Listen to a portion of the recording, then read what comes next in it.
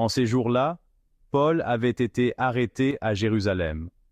Le lendemain, le commandant voulut savoir avec certitude de quoi les Juifs l'accusaient. Il lui fit enlever ses liens, puis il convoqua les grands prêtres et tout le conseil suprême, et il fit descendre Paul pour l'amener devant eux. Sachant que le conseil suprême se répartissait entre Sadducéens et pharisiens, Paul s'écria devant eux, « Frères, moi, je suis pharisien, fils de pharisien.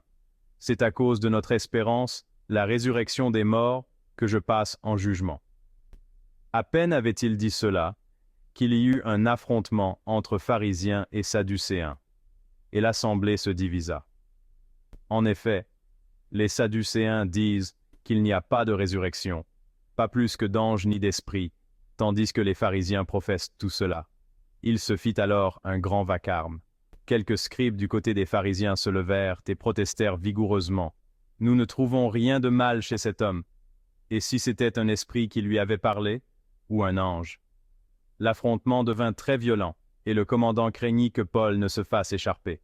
Il ordonna à la troupe de descendre pour l'arracher à la mêlée et le ramener dans la forteresse. La nuit suivante, le Seigneur vint auprès de Paul et lui dit, « Courage, le témoignage que tu m'as rendu à Jérusalem, il faut que tu le rendes aussi à Rome. »